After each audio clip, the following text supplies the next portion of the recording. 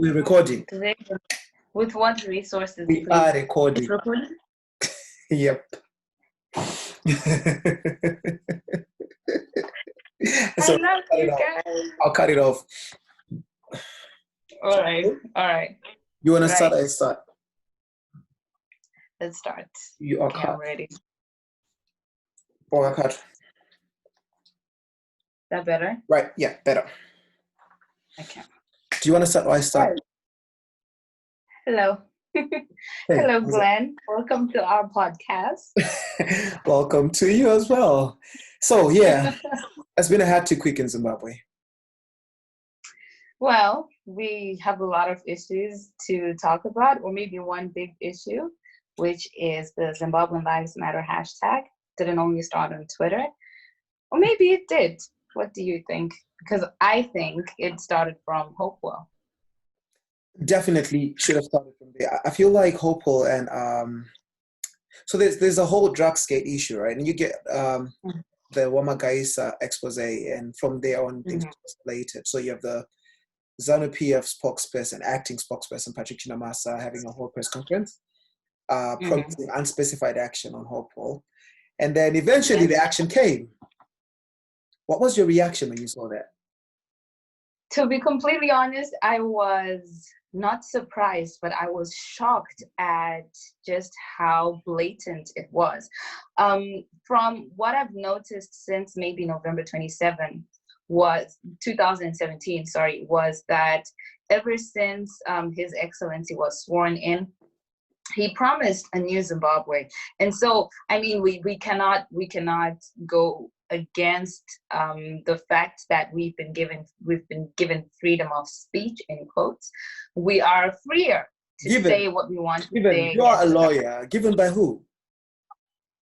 Isn't it one of those inalienable rights? Thank you. Yes, we're given by the Constitution, but let us not forget how the climate was in times of Robert Mugabe. I mean, we couldn't even say Mugabe. We couldn't say the name Mugabe. I would without say that it was much better under Mugabe. That's what. Okay, my point is that ever since His Excellency came into power, he pledged to give us a new Zimbabwe. He promised us a new Zimbabwe. So this freedom of speech seems like a step in the right direction, even though we don't have freedom after the speech, right? So the arrest of Hopewell, to me, was such a blatant disrespect of what he promised us. I thought that I will not be naive and say I didn't think they would do anything to Hopewell, but I thought they would at least hide it. But we saw it, and they tried to lie about it. It didn't work. We know exactly why they arrested Hopewell. Do you think that they expected what happened with the reaction, everyone coming out in support of Hopewell on social media? Do you think that that's what they thought was going to happen? Do you think these guys calculate these things? I don't think so. I think they do calculate things, but I think in terms of this situation, they did not expect people to actually up the ante. You know, I think they thought this would intimidate people. And in a way, it did, because people then did not show up for the protests. They didn't show up in person, but they showed support online. I think people would have showed up, but what happened is that obviously there was increased military and police presence. Let's just say security forces presence in the streets. Perhaps. And that was quite convenient now, because you don't normally expect the security forces to be on the streets, but there is COVID. So they had to enforce and make sure that people are social distancing, and people are indoors. So anyway, those that venture to then go out and have organized my protests against a private school, you know, I don't mean to make light of that, but they actually were social distancing while they were protesting. So that's your Fadzai Maere, that's your solo demonstrators, you know, and the protesters that were out there on their own. There was no reason to arrest them, because by the law, they're not breaking any law. And also, these people are not causing any harm or danger to anybody COVID-wise. So that's when Zim Lives Matter started. Right. Okay. I personally don't think that the lockdown was implemented because of COVID. I think that it was done a few days in advance to stop people from, from protesting. That's honestly what I think, because the No, no, measures I that also believe the same. you'd what? I also think the same. I feel like they just took advantage of COVID to try and contain people because they could tell that people were mad. Were you mad? Yes, you could feel it. We were really talking about it, and there was so much passion. And why I was saying that I think Hopewell's arrest was somewhat successful in keeping people at home was because of that feeling. People are fed up, and Yeah. people were talking about going on the streets no matter what they faced, no matter how many soldiers they would see on the street. People seemed like they were ready.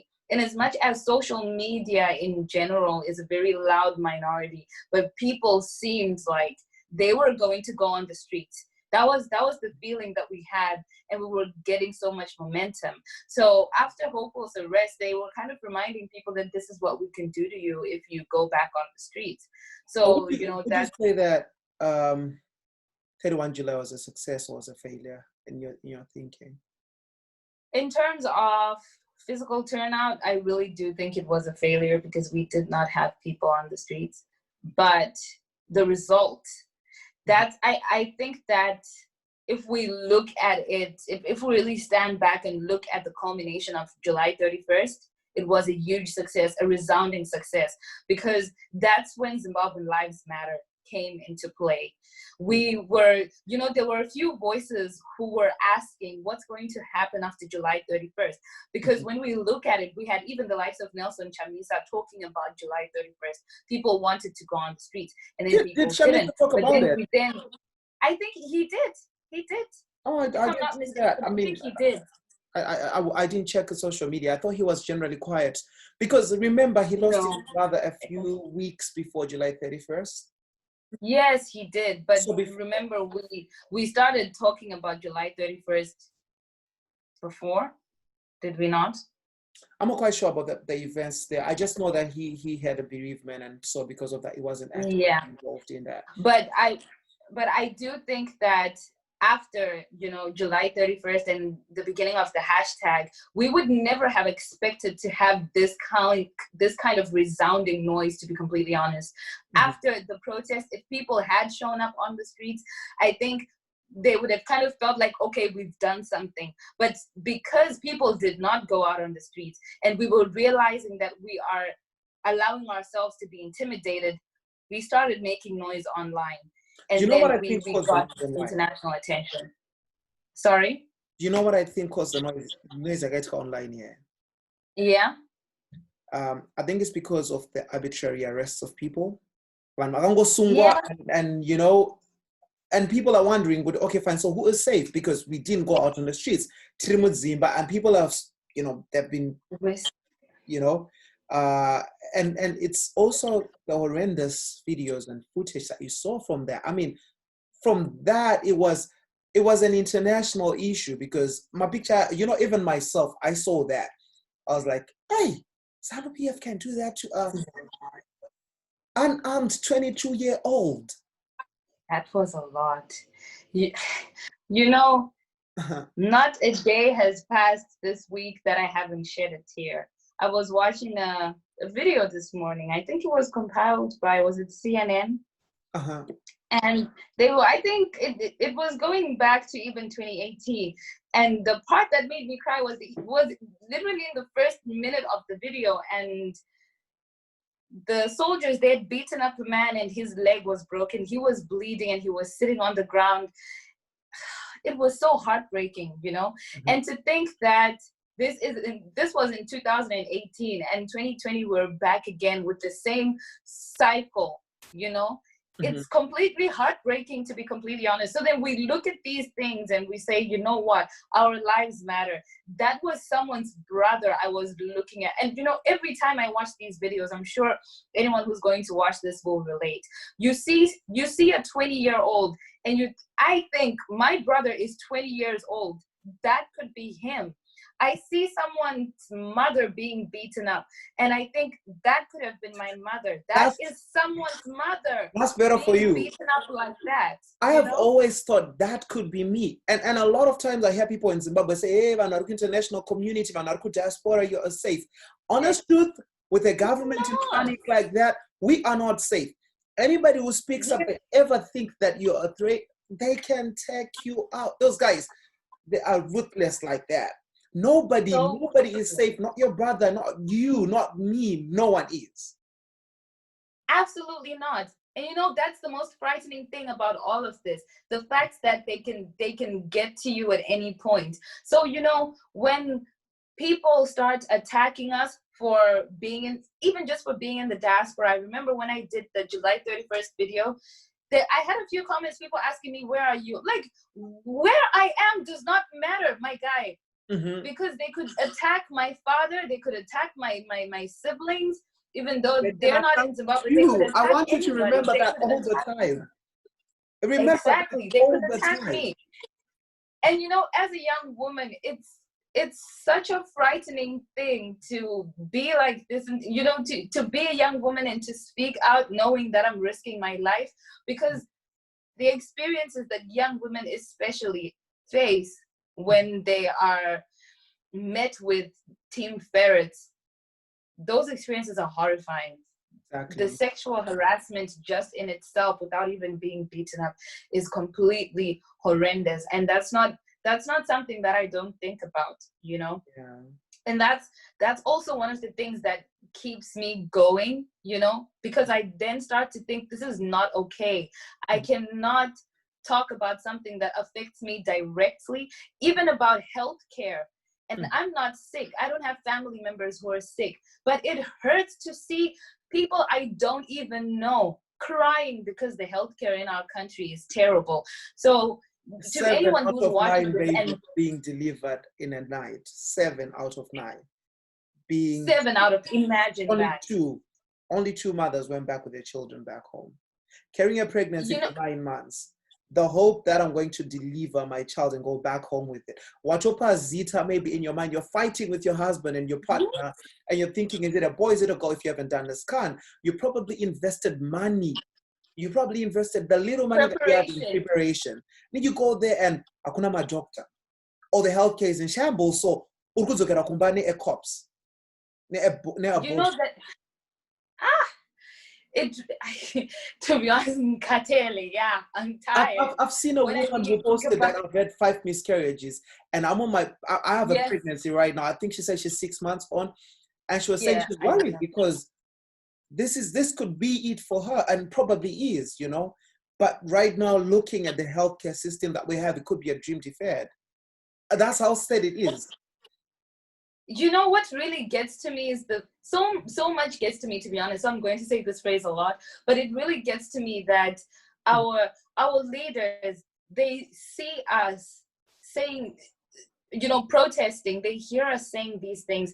I am literally just asking for a functional hospital so that when I get sick or when I get pregnant, I can go and I can get good quality healthcare. That is all I'm asking for. See that as a threat. How is that a threat? Do you know what beats me? Because you're not delivering. Do you know what beats me? What beats me is, how do you fathom that a person like me has to be paid by someone to speak about my rights? How do you think that someone has to give me money to say that I want just a functional economy? How do you think that someone has the money and that I can be under somebody's agency, right, to destabilize my country, the same country that I'm speaking about? Why? How do you think that someone has to tell me, oh Marisha, unenzara iwewe? No, I know. My body can feel the hunger pains. Nobody has to pay me for me to know that I'm hungry. But unfortunately, they come up with tired rhetoric, you know, Western sponsored, these countries are dark forces lately.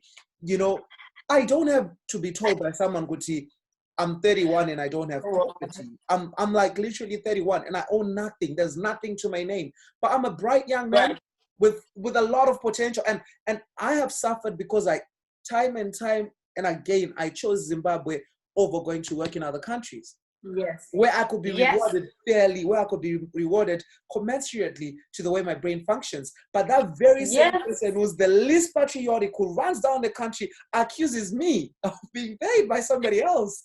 You know, it's crazy. It's crazy. You even laugh. You look at these guys, you're like, man, are they clueless? You know? All the time. All the time. Literally all the time. So that brings me to our recent appointment. Congratulations to Vice President Chiwenga. He's also now the Minister of Health. So perhaps they believe that is the best decision. But as highlighted by Fadai Mahiri, this was an illegal appointment, first of all. Secondly, why is the Ministry of Health being run by military personnel? Our country is not in a state of war. Why? Yeah. So for the benefit of people who are going to be watching or listening to this, so when you say it's being run by military personnel, this appointment of the VP, who's a former military boss, follows right after an appointment of the permanent secretary, Ekomodo Chimedza, as permanent secretary of the Ministry of Health. So the top two bosses of the ministry are former military people. Now, but what also makes this a very curious case is that there is a point that nurses and doctors demonstrated, and the person who responded to that demonstration was the vice president in question, and he responded by firing everyone. Now, the appointing authority came back and negotiated for that to be reversed, but then goes on a few months later to appoint the same. Now, some people have said, guys, this is political 101. There are factions within ZANU-PF, so maybe people want to make the general look bad. We don't know what's happening. We only care about what that seems like to us. Are we honestly a joke to them? I think so, maybe. And you know, the funny part is like when you guys say Kutanzi, there's a constitutional breach here, violation or whatever. It's not constitutionally aligned. This is not the first time you have a cabinet, a vice president serve as a cabinet minister. It's so. I mean, of course, in as much as we understand, the actual sitting president used to be vice president and minister of justice at the same time, was it? At the same time, right? And so this constitution has been enforced since 2013. So we didn't say that then.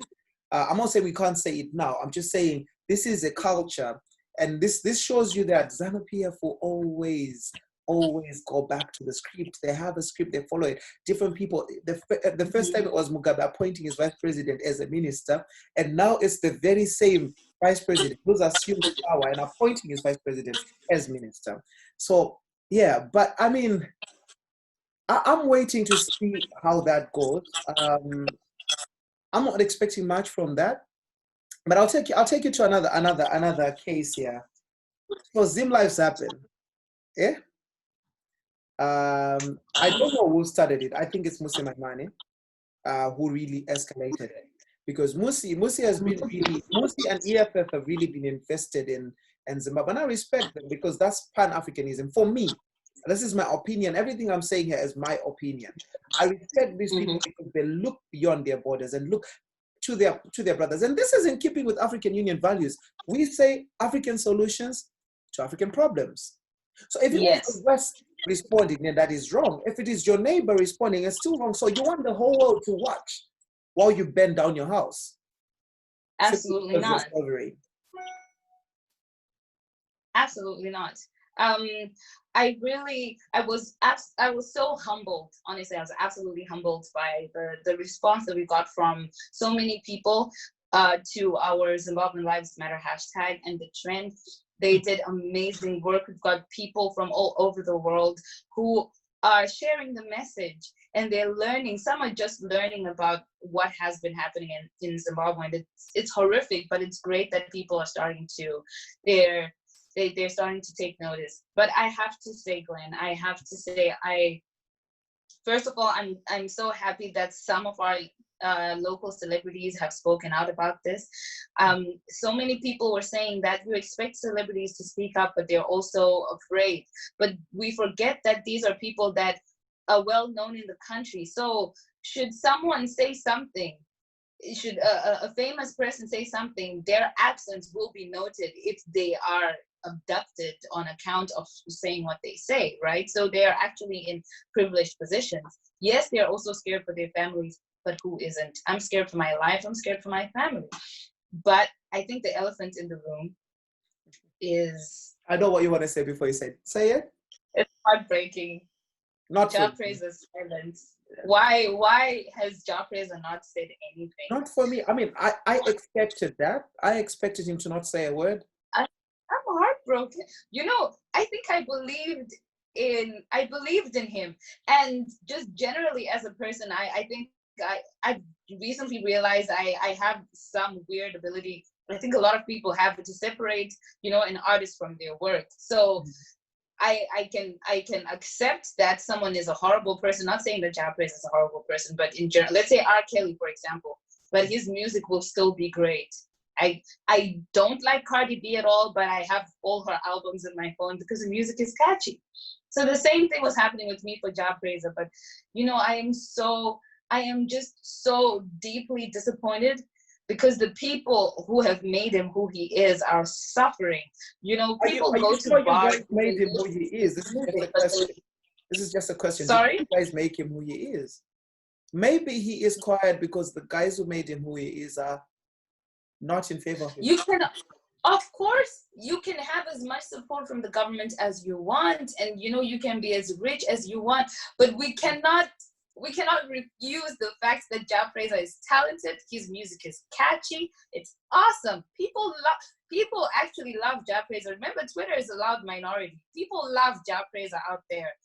So his silence on Twitter, on Instagram, and everywhere, it's loud for the people who care about it. And I'm one of those people. I have to say,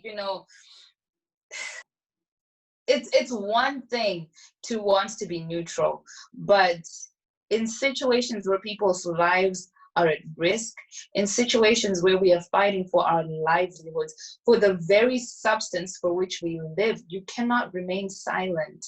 Kwanzi, we are being entitled by asking these people. Let me give you arguments I've heard. Wait, let me tell you the arguments I've heard. Kwanzi, demanding that celebrities speak is making them more than human. They are also human. They have fears. You've responded to that. Number two is that's entitlement. Number three is it's not even democratic because if a person decides they don't want to speak, they should be allowed that democratic right, because it's their right by nature. Sure. So why are you demanding this from them and not from somebody else? I'm not demanding. I'm just wishing that he had said something. But there is something, there's a nuance here that I think we're missing. Mm-hmm. It's the fact that everyone else has spoken about this. That is one. So of course, yeah, you might say peer pressure, whatever. Mm-hmm. Two, what we're speaking about, human rights are not political. This is about my life. It's about my ability to feed myself. Human rights are not political. My right to life is not political. It's my right to life. I will have it whether I'm apolitical, I'm strongly left, or I'm strongly right. Jah Praise's silence here is, it's almost tantamount to saying that, it's almost tantamount to saying that what is going on in Zimbabwe has nothing to do with me. I don't care about it. So one thing I don't think you can say he said I don't care. It's probably Andiskujuona. He can see that. He can. Remember, these people have platforms that are far-reaching. They reach all over Africa. Jah Praise is an incredible artist who has collaborated with so many artists from other countries. His platform is huge, and he knows that the minute he tweets, the minute he posts something on Instagram about Zimbabwean lives mattering, people are going to go and look for it, right? But he knows that saying that is going to antagonize the ruling party. And, that's where it becomes such a whole mess. Because the ruling party is also taking this as if it's something that is antagonizing them. But we're just saying, please, for the love of God, stop beating us to death. It's no longer about me up about all these celebrities. Sorry? So I don't know how old you are, but I remember when I was a kid. Don't even roll your eyes on me. You know where I'm going with this. I remember when I was a kid, it's not a very close and present memory, but there was this huge international celebrity movement for South Africa against the apartheid movement. You know, South Africa then got independence in 1994. Were you born then?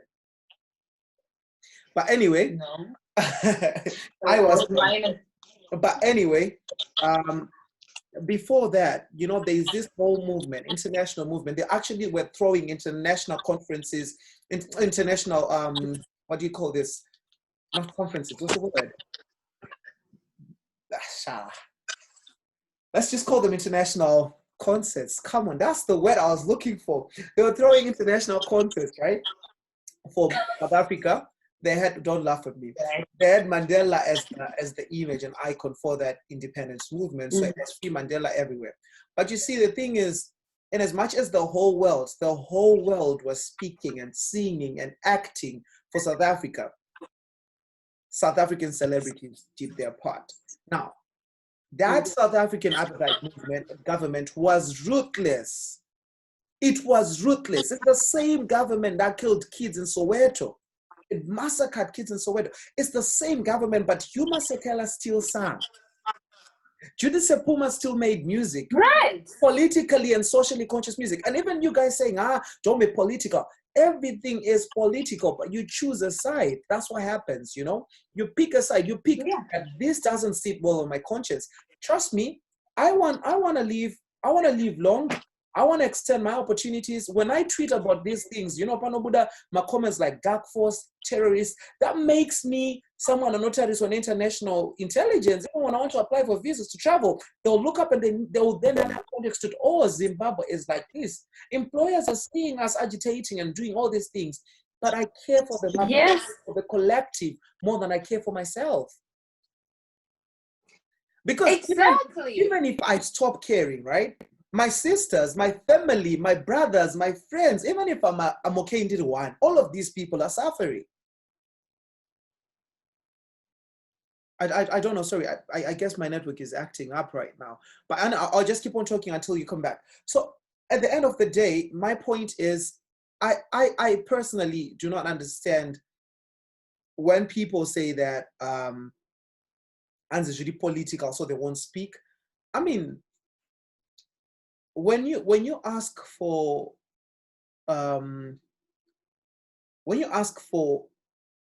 influence, you have to understand that influence comes with responsibility. So all of these guys, all of our celebrities are influencers. They're influential. They hold that kind of sway, and it's not just theirs. It was given to them by people. So this is just my thinking. But I mean, again, we were lucky that South Africa had our back. South African celebrities came in. You had AKA. I really feel like he's the one in terms of South African celebrities who really started going on with that. Then you had a lot of other celebrities coming up and picking up on that until it became an international thing where you had celebrities from the USA, the celebrities from Jamaica, and everybody was like literally taking their favorite celebrities, and they responded. And for me, it just gave me that kind of hope, equity. You know what? Social media is not as useless as people say it is. It carried the day for Zimbabwe because the following day, we saw the president responding and calling people bad apples, calling people dark forces, calling people all of these kind of things. But I feel like it was that international pressure that made him respond. And without that kind of pressure, he would have kept quiet with all these things happening. It's not the first time we've had protests in Zimbabwe, but this is the one that he had to respond to with a press conference. Phoebe, just gonna end it for now, and then we will come back when this is done.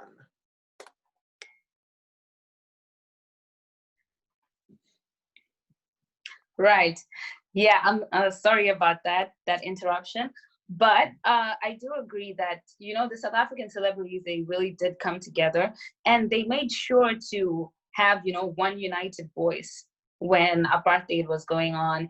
And, you know, we can never overstate how incredible that was, how much of a powerful statement it was for people who listen. I think that people underestimate the power that celebrities have, no matter what they do. The fact that they've got a platform, they've got platforms that people look at and that people listen to. You know, they have voices that people listen to. They influence a lot of thinking. They influence a lot of culture.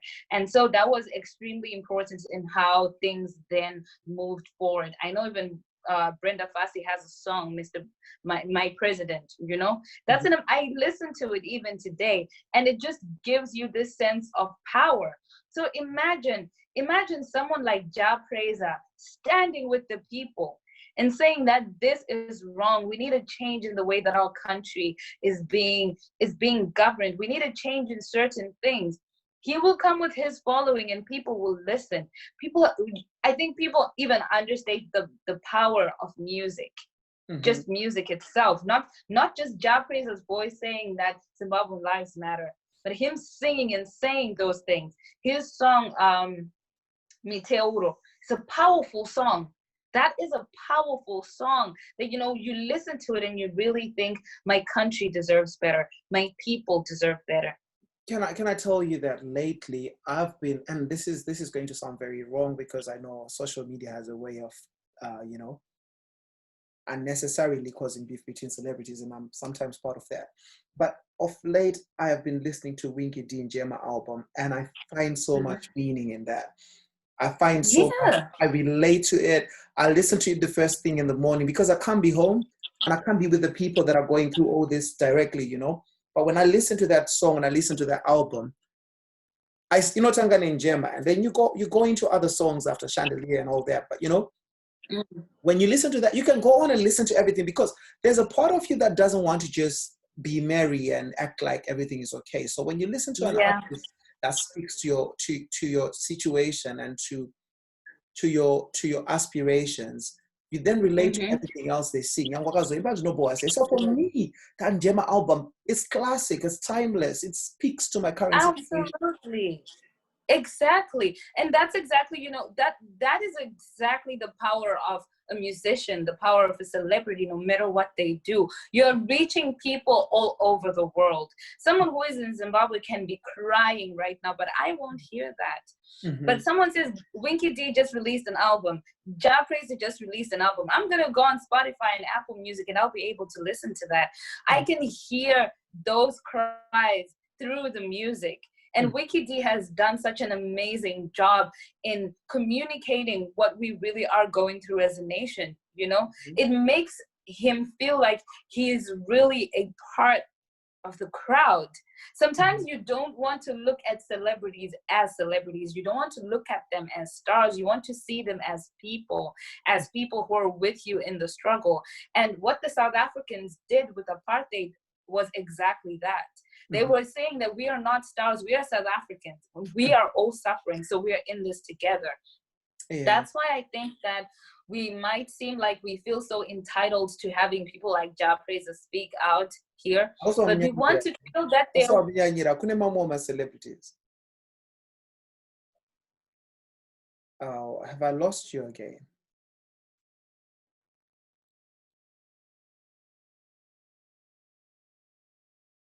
Phoebe.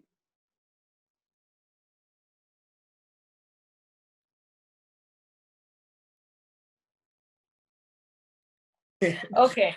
Yeah, so anyway, before that glitch happened, I was asking you, I was Ja Preza. I mean, there are other celebrities as well. You keep on using him as the example of a person with influence who hasn't said a word. Well, like you said, Amara hasn't said anything either. Other celebrities haven't said anything, but I didn't notice their silence because I wasn't looking at them. Sometimes you notice someone's silence because you're paying attention. I was paying attention. And I think I was sort of in denial. You know, people were always saying, Ja Preza, this, and I was saying, you're just haters. You know, Ja Preza is great.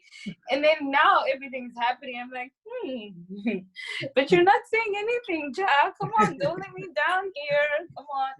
So I did notice his silence a lot. I don't know about Amara and the other celebrities who haven't said anything, but my statement is a blanket statement. We want to feel that they're a part of us. Them, not saying anything in the times when we need them the most, feels like, you know, they are ostracizing themselves from us. They're saying we're not the same, we don't have the same struggles. But a part of being human, and a part of, I think, our Zimbabwean spirit is recognizing when someone is suffering from an ailment, someone is suffering from a threat that does not relate to you. If I can relate to the fact that someone in Zimbabwe is suffering because they don't have food on the table, yet I can go to bed after eating sushi and whatnot, I'm empathizing with them, right? Because I realize that they're struggling. I recognize that struggle. And celebrities are in a position where the minute they do that, they bring a following with them. The minute they do that, they relate with the crowd. And I think they even pull in some support because they're showing the human side of themselves. I think we can all agree with the fact that sometimes we have people who seem like they're assholes. Let me just say that. But the minute they show their humanity, you say, he's not so bad after all, you know? Well, she's not so bad after all. If you see a picture of Hitler petting a puppy, it will go viral because you didn't expect Hitler to like puppies, right? So I think it's the same sort of situation here, where we just want to feel that we're together. You understand our struggles. You support us the same way that we support your music and your art. All right, so enough of celebrities. Let's go to the political actors. So after Zim Lives Matter blows and becomes an international trend in at least 7 countries, #1 trending, the following morning, early morning, Jongori Satra Kukuridza, His Excellence, he was on TV. Now, he spoke about how there are dark forces working against the country and bad apples that need to be flushed out, that seek to weaken the system. And people read that statement as a riot act because it also even used words like terrorist in response. And that could send shivers down the spines of a lot of people, especially people in the opposition, because when a government calls you a terrorist, and that government is already ruthless in its response and heavy-handed. Let me not use the word ruthless, but let's say heavy-handed in its response to citizens. When it then classifies you as a terrorist, and that means whatever is coming your way may not be bearable. It may not be something, it may be something of proportions that you haven't seen yet, because if they acted like this on you before you were classified a terrorist, and now the president, who is the highest office holder in the country, public office holder, then calls you that, you may be in for trouble. Right. So I think that that address, or whoever wrote that address, was they did a lot of damage, to be completely honest. That was not the response that we expected to hear from the father of the nation. I should call him that. We expected to hear some words of support, you know, but let me not be naive and say that's what I expected. I wasn't even expecting the address to begin with, but it's what someone in his position would have done.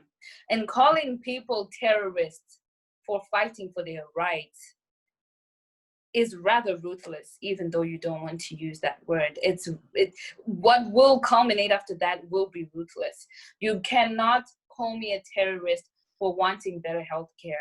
You cannot call me a terrorist for speaking out against a 7 out of 9 death rate in one night at a hospital. You cannot call me a terrorist for speaking out against things that affect me directly, right?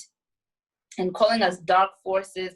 And, you know, I would think that they would at least speak of the police brutality and, you know, the security forces working against the people so ruthlessly, but they, in fact, talk about the opposition being a terrorist organization. This had nothing to do with the opposition, if I may say so. A little bit, maybe, but it had a lot to do with us opposing the injustices that we see every single day in Zimbabwe. Are you a member of a political party? Are you a member of a political party? Are you a political party? No, I'm not a member. No. exactly? This is what he misses. This is what the government of Zimbabwe misses. I don't know if they think in their minds that a lot of the young people actually do not support any political party in Zimbabwe, but they are alive to the pain because it is their reality. They are alive to the corruption because it affects them. They are alive to the unemployment because they have to live with their parents at age 30, at age 25. They are alive to, not Exactly. having water and all of these things, and that has nothing to do with the political jacket. Exactly. Next time, don't interrupt me before I finish. But I'm sorry. Don't be a yeah, dark horse, all right? right. Don't be a dark horse, okay? Ha! Finally said it. Don't do that shit again. I was afraid you'd go like that, like that word that you use.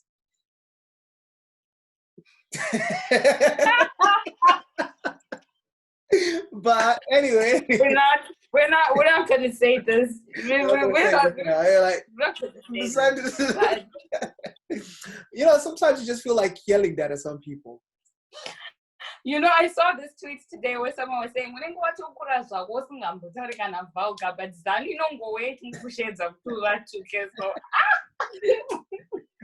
yeah, it's sad. It's funny that we laugh at this and it like this, but it's really sad. And I know you and I have had personal conversations where we have actually said, you know what, Tripama one, and it's a different story when someone goes out and be like, nothing gonna happen to me, I'll speak. But when we are alive to the fear, to the reality of that, you can be handed down and you still speak. That should say volumes of what is going wrong and how much is going wrong. That's how you know. I was just saying today to someone on Twitter that the fact that I can feel how hopeless it is, and I can feel the effects of having a rundown country from thousands of miles away. That's how you know that things are terrible. You meet people here from America and people from all these other countries, and they're not affected. They'll tell, oh my God, Donald Trump said this. It's just about Donald Trump tweeted. What a dumbass, and then that's it. Mm-hmm. But they're not followed around by the state of affairs. You go to the bank and they'll tell you can't open an account because Zimbabwe's on the blacklist. That means, and when you're living in a developed country, that means you can't buy anything online. You have to have cash all the time, and nobody has cash anymore these days. So Zimbabwe literally follows you around everywhere. So when even young people or people who are outside of the country speak out, let us not attack them, please. And I'm not saying this because I'm in the same position. I'm saying this because I know people will always be followed around by the state of affairs in Zimbabwe. You even go to fucking Uzbekistan, it will follow you there. Because it's Zimbabwe, and someone, someone at home who's suffering. You just used the word. You used it. Congratulations, Phoebe. No, I didn't use that one. I used ing.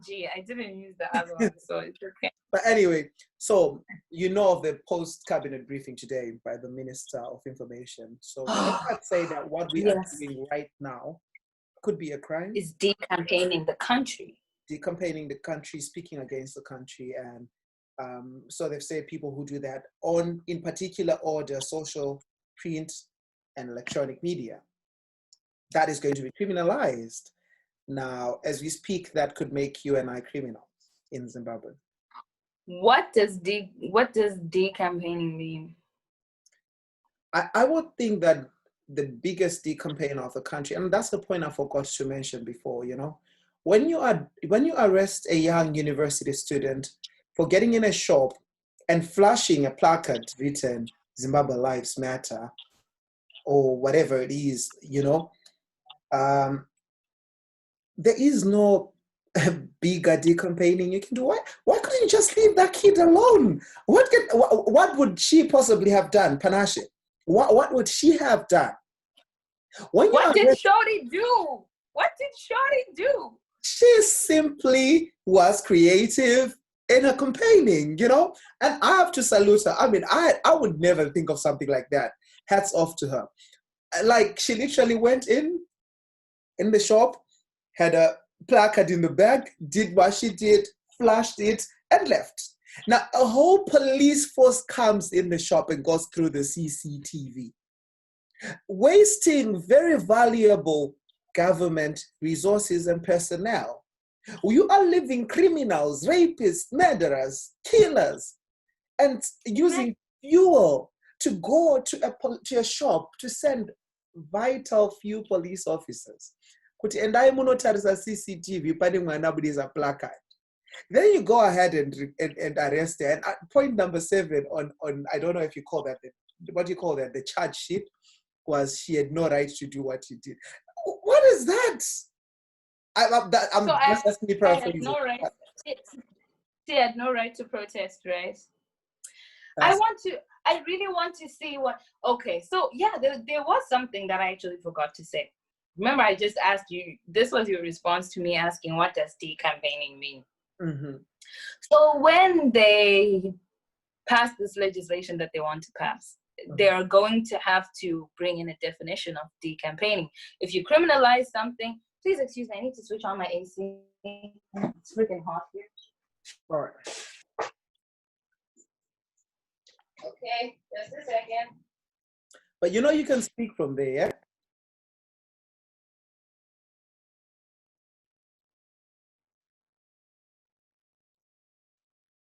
With a definition for what happened. Okay, there you go. Right. So they're going to have to come up with a definition for what decampaigning a country means, or what decampaigning Zimbabwe means. I really want to hear that. That, if you criminalize something, you're going to have to define it. If you criminalize murder, what is murder? Right.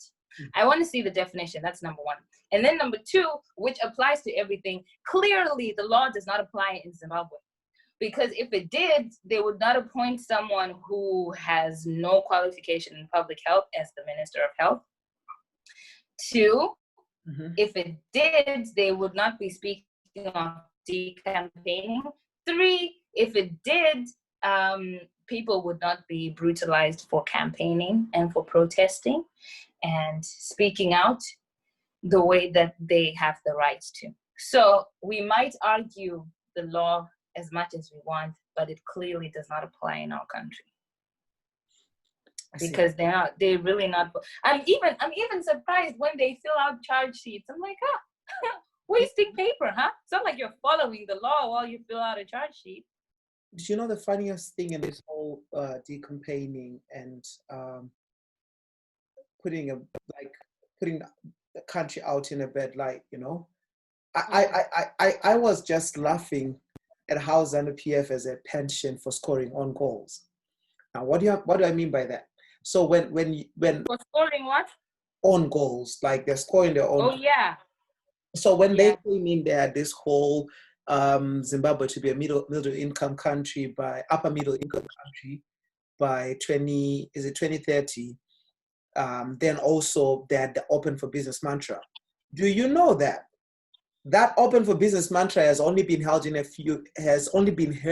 a few rooms, but Zimbabwe Lives Matter has reverberated all over the world simply because the government decided to arrest Tsitsi Dangarembwa, simply because a government decided to arrest Fadzai Mahere. Oh, what? Yes. Did they kill? No. Did they steal? No. Were they corrupt? No. Because they spoke out against corruption. And that is the thing that people know about Zimbabwe all over the world right now. And you go ahead and say, oh, this sanctions mantra, all these things like open for business. Nobody is going to listen to that when people are seeing footage. Like, this is pictures of people that have been brutalized, young people, unarmed people. You know, how in what world can you say what kind of, and they waste so much money on PR companies. There's no PR that is going to clean up the damage that has been done by Zimbabwe Lives Matter. Nothing will clean that up. Exactly. So it really just shows you how much mismanagement of funds we've got in Zimbabwe. I mean, it's not like we didn't know. We're crying for better hospitals. We're crying for better schools. Statue. We're crying for better hospitals, crying for better schools, crying for a better economy. National dress, huh? Yeah. Crying for better hospitals and whatnot. They keep going on a tangent and just doing the wrong things at the wrong time. It really shows you what the priority is. And at the end of the day, this was an important thing that had to happen. The Zimbabwe Lives Matter thing had to happen.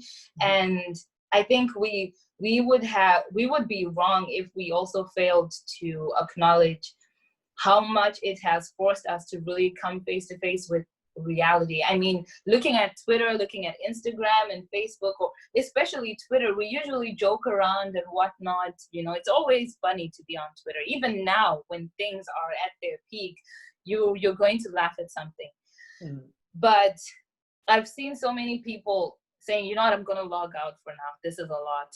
Because it's like I said, not a day has passed that I haven't shed a tear after watching something or after reading something. I'm sure you also saw that those screenshots of the man who died in, I think, in the parking lot in one of the hospitals, and he was being driven around by his son. They were trying to get medical attention, and because all of these things were happening, and they had a corpse in the car for 8 hours because they couldn't get the service that they needed, you know? So it's really taxing as well. And as much as we've gained so much international attention, we really have made the world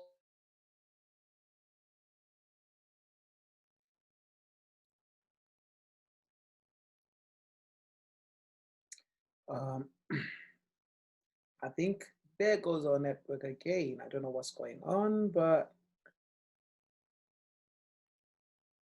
I will pause recording for now. So yes, I mean, these, what? No, all right, go on. Anyway, so anyway, What? you can really, that's fine. can you stop? Or Stop interrupting me. I've stopped. You're interrupting the next president of Zimbabwe with your things. Stop. I won't say much, but if you say this, you become political and your videos. I know quite this much.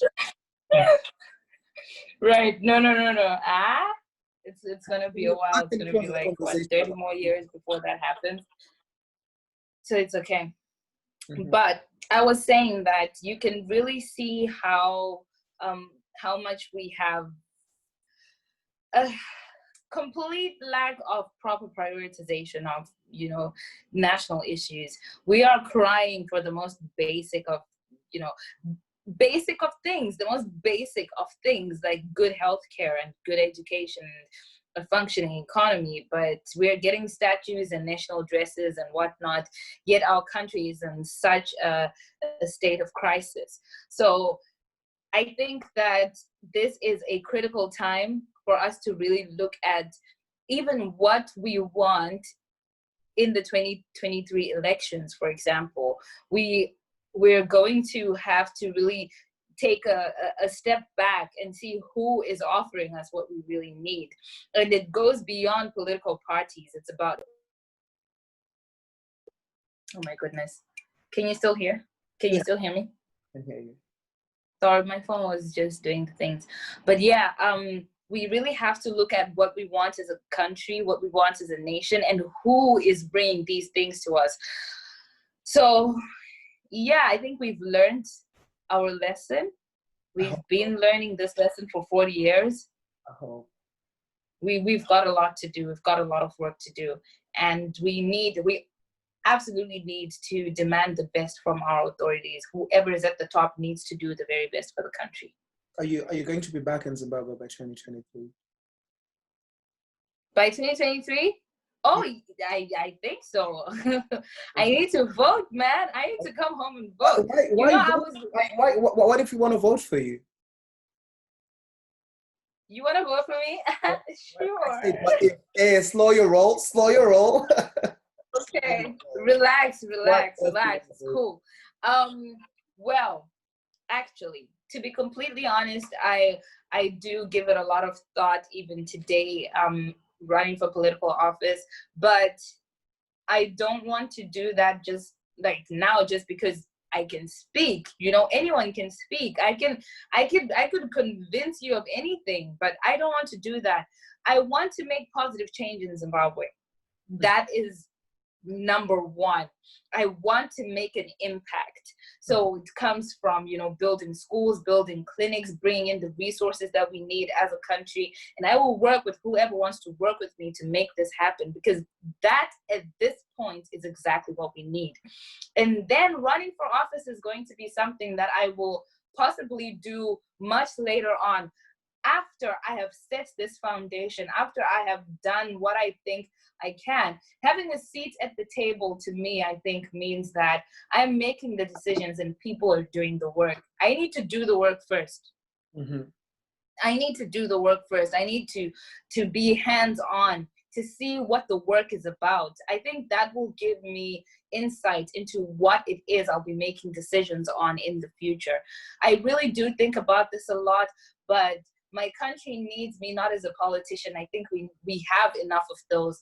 And I just want to make the change that is needed, you know? So in 2023, if I'm in Zimbabwe, best believe I'm in Zimbabwe doing something important. And something important is like building a school, building a hospital, doing work that matters, to be honest.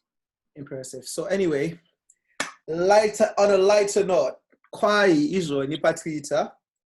we are measuring wifey material chichichi nekuti wakaposta maZimbabwe lives matter kanganilo. Like, how many times have you posted that? So let's say the ultimate wife material is 10. How many meters? Me? I would just say 3. Kwanzi zvinongana tiri kumezva vanhu nekuti people, like, how much they've posted. You've done maybe my video name 11 meters out of 10. Kana zvitori zvakadini, nditori first lady wenyika German. Distraction. You're a distraction to the cause. I know you mean well, but I saw your post, right? I was on social media. I was like, okay. I had seen it initially on Instagram. I don't know. I feel like Instagram people are not like that. Instagram people are chill. Nah, nobody said all that. Instagram people are like, are they sure? Right. Like, you know, down on Twitter, people are like, what I say? Dare me to say it. Dare me to say it. Dare me to say it. You know the comment. Say it. Are you sure? Say it. What kind of send? Say it. What kind of send, girl? Send. The first comment I saw on your video was like, it was Can you relax? Okay. Then people are like, after the war, we are sending our shots. We're shooting. But anyway, to be quite honest, besides you sending people stuff, I really am. I'm encouraged and inspired by the kind of, you know, agency that you have and how much you're willing to take a shot, you know, like for others. Because honestly speaking, putting your face out there, putting a name to it is not easy, you know. We both we're dealing with, right. But you've done that time and again. I saw another comment that said, "Oh, did it again." You're getting a reputation for doing this kind of thing. Come on, then there we need my degree. Did you have to switch off the phone so you can blush away from the screen? Yeah. Give us a sign. No, my phone is secure. Relax. So I hope the people who are going to watch this don't think this is objectification of her. She's like a friend of mine. But you're doing great work. Thank you. And I just hope that I'll have so many more young people to fight with. It really isn't easy to be out there and to say these things, you know, with my face and my name on it. I think I even tweeted about it, saying that the first thing that my dad said was, so I don't want to live in a Zimbabwe that, that makes me so fearful for my life, for just saying something, that for stating facts, for stating the obvious, Mm-hmm. So I do hope that more young people will see the importance of speaking out. It's extremely important for us to do that and to speak with a unified voice. This is not me campaigning for anything. No one is paying me to do this. I have such a deep love for Zimbabwe. I have a deep love for the people of Zimbabwe, for the country, for the landscape. I don't want to see it in the state that it is. And I hope that so many young, especially young people, young Zimbabweans are so bright. We go anywhere. Look at you. Look at all these young people out there. We are exceptional. You go to any country, there's a Zimbabwean in the cream of the crop, or they are the cream of the crop, But why are we exporting all this talent? I don't want to see that happening. I really want the best for Zimbabwe. And, I'm actually glad that my last video wasn't posted on Zim Celebs, because the minute it gets to Zim Celebs, and I'm thinking, but I'm fighting for you, sweetie. But it's because I think deep down people are scared of speaking out, and they think that when we say these things, we're joking around. I don't know what they think, but I honestly don't want to have to fight other Zimbabweans whilst I'm fighting for Zimbabweans. And best believe, anyone who wants to come for me, usually I will not engage with people who are disrespectful, but I will fight for my country. And the minute that I see myself fighting other people, the very people that I'm fighting for, it makes me realize how much of a bigger fight it is that we've got. I don't know why. My phone is just why your phone is acting up. But it's fine. It's fine. I'm here. All right. I have nothing more to say. But just to thank this 11-meter. Man. For me, the 3-meter and for the 11-meter. What to tell that? It's fine. I'm taking my compliments, and I'm putting it aside. And it's not like I'm gonna be parading it or anything. It's fine. I'll take it. I've done my bit. I don't know about you guys, but thank you very much. Give me my flowers while I'm alive, right? That's why you got that Phoebe flower there. But anyway, guys, thank you so much. And I hope you guys to be interested in politics. Pilot, you can tell it's raw, unfiltered. This guy, Andra Sisa, we agreed we're going to be casual. She goes on, she dresses dapper like that. I'm looking like I'm just coming out of bed, but it's all right. It's the content. It's all in the content at the end of the day. If you love this, we're going to do it. Yeah. How many views for us to do this again?